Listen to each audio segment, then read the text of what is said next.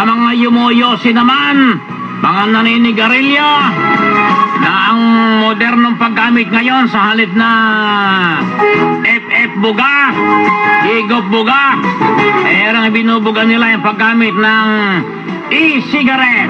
Ano yung electronic cigarette? Aba pare, high-tech cigarette, electronic. Yan ang issue, naglalagab live na issue we're talking about.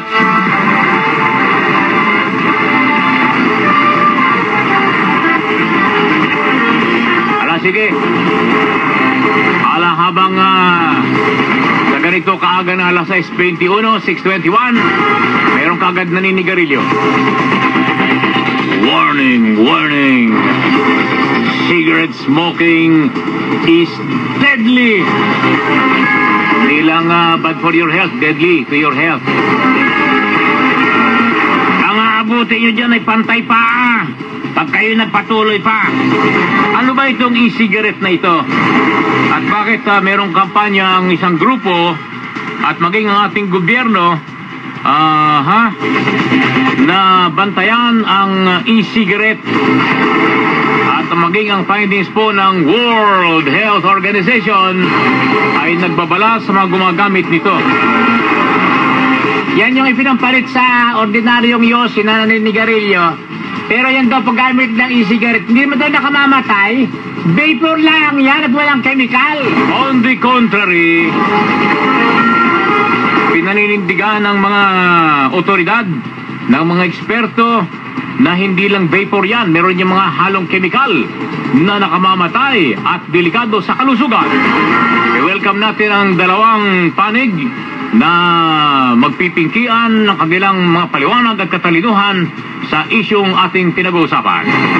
Let's welcome si Director Agneta Peralta, ang Director for Center for Device Regulation, Radiation, Health and Research. Director Peralta, magandang umaga po sa inyo. Si Neil Ocampo sa DZRH tayo. Magandang umaga rin, Mio. Opo. Nasa kabilang linya naman si Mr. Gilbert Mendoza, ang Pangulo ng Philippine Electronics Cigarette Industry Association o itong PESIA. Gilbert, good morning! Good morning po, Sir Neil, at magandang umaga rin po sa mga taga-subaybay niya po. Unang sigwadang agad, kaya niyo bang panindigan na yung paggamit ng e-cigarette hindi nakaka-cancer, vapor lang, walang chemical at hindi nakadelikado sa kalusugan? Opo, Sir Neil. Bali, marami pong pag-aaral po kasi sa buong mundo na itong electronic cigarette hindi po ito nakaka-cancer. Wala po itong cancerous ng mga chemical na gaya po ng sinasabi ng FDA dito sa atin. Kasi po, hindi ko lang nga po maintindihan bakit hindi po nila kinoconsider ang mga pag-aaral. Kagaya nitong bagong pag-aaral na pinakauling pag-aaral na pagsasaliksik ni Dr. Constantinos Marsalinos, isa po siyang Griegong cardiologist, na pumapabor po sa e-cigarette. Ang akin lang naman po panawagan, sir, na sana naman po itong DOH, FDA, PMA, PPS, na kung maaari po sana, bago po sila magpahayag o magbitaw ng mga kaisipang nagsasabi na ang e-cigarette ay masama sa kalusugan, sana naman po magsagawa muna sila ng sarili nilang pagsasaliksik, sariling eksperimento. Gilbert, sa mga hindi pa nakakagamit yan, hindi pa nakakakita at hindi pamilyar yung gumagamit ng e-cigarette na yan, paki-drawing mo nga sa aming imagination, ano ba yan? Gaano kalaki yan? Kasing laki ba ng sigarilyo yan o kasing laki ng daliri? Gaano kahaba? Sige nga. Depende po, sir. Marami po kasing klase po ng e-cigarette pero ito po, sa madaling salita, ito po ay battery operated. Battery operated? Tapos yung pinagagamitan po ng kuryente yan pong coil. Yung coil po yun po yung nagbabaga na dito po sa coil na to, dito po ipinapatak yung likido o yung e-liquid na nagiging vaporized. Walang iniwan po, Sir Neil, na halimbawa mayroon kayong nakitang nagbabaga yung kalan nyo, patakan nyo ng tubig, di ba yung tubig yung nagiging vapor? Oh yes, So ganun po yun, ganun po yung prinsipyo ng e-cigarette. Ano yan, parang hinihigop mo rin, parang kang nagyoyosi, tapos bubuga ka pa rin ba ng usok dyan or vapor? Opo, ganun po. Iniisip po yung yung vapor na yun. At yun po yung binubuga rin ng mga gumagamit nito. Kaya yung e-cigarette po, pwede po rin natin sabihin, ang prinsipyo rin ng e-cigarette, kagaya rin po ng smoke machine. Kaya ng smoke machine po, ito po ang ginagamit po nitong mga chemical, industrial. Pero ito po, pinapayagan po ng DOH na gamitin sa mga diskohan at saka sa mga teatro, at saka sa mga konserto. So, yung vapor na yan, yung inilalagay yung chemical, anong klase yun? Hindi ba delikado yan? Ay, kung pupunta po tayo sa grocery, ang mga nilalagay po namin chemical dyan, pwede pong bilhin doon sa grocery. Kagaya ng propylene glycol. Ang propylene glycol, meron ho yung mga brand name na, patawarin niyo ako sa brand name ko, magsasalita, yung Petriaco. Meron ho yan sa mga grocery, lalo na sa mga baking supply, na doon ho nabibili ang propylene glycol, vegetable glycerin, food flavoring. Yun po, ang hindi lang po talaga mabibili dyan, yung nicotine, na napaka-konti naman po ang ilalagay po namin nicotine dyan, at malapit po itong makasansin ng pagkakasakit ng mga tao. Nilalagyan nyo pa rin ng nicotine yan, di mas delikado pa yun. Bakit totally dapat alisin na yun? Pwede rin naman pong wala. Meron din pong option na wala. Kaya lang po, ang e-cigarette po kasi talaga po, ito po yung tobacco product kalinya po namin ng mga sigarilyo Okay.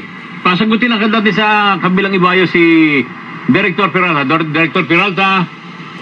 Neil. Opo, yung unang sinabi ni Gilbert kanina, ano po ang inyong reaction doon na hindi nakamamatayan, dapat gumawa ka ng sarili niyong findings, huwag kagad siraan yan. Go ahead, Director. Well, first, ito ay produktong relatively bago lang, no? Ang sinasabi niya ay cancer. Siyempre, ang cancer, matatagalan bago lumabas yung epekto, diba?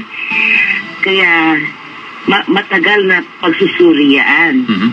Ang alam natin, mayroon mga chemicals sila nilalagay. Propylene glycol, halimbawa. Sinabi din yan, diba? Ang propylene glycol ay nakikita sa brake fluid, sa anti-freeze. So, ito ay chemical nilalagay dyan, tapos hinihitit, nave-vaporize na, hinihitit ng tao, kasama din ng mga iba pang mga chemicals na nakita doon, heavy metals, chromium, tin, silver, nickel, etc. Plus, nicotine. So, lahat yan, ito pa lang yung mga alam natin, no? Meron pa silang kung ano-anong hindi natin alam kung anong laman. So, ito ay diretso sa baga ng mga tao. Kaya ang Department of Health, ang FDA, ay sinasabi sa mga tao, kayo ay gagamit nito, ay mayroon yan risk dahil nga kung ano-anong chemicals ang laman, mayroon tayong alam na chemicals, mayroon naman tayong, hindi naman nila sinasabi lahat ng laman. Hindi ba? Hindi natin alam yan. Gilbert? Opo, sir. Sige, sagutin mo yung kay Director. Risky pala yan, At saka yung... ang masasabi ko lang po kasi nga... At saka yung cancer... Gilbert. Gilbert. Ito po kasing... hello? Yes, at saka yung cancer-causing na ingredients niyan or chemical, hindi ka agad mararamdaman, hindi ka agad epekto sa katawan ng tao, talagang it takes time. Opo, Sir Neil, 10 taon na po ang electronic cigarette sa merkado halos 10 taon na po ito Pero wala pa akong lumalabas na sinasabing ito nagkakaroon ng masamang epekto sa katawan ng tao. 10 taon na po ito Ang problema ko kasi, Sir Neil, kagaya ng sinabi ni Dr.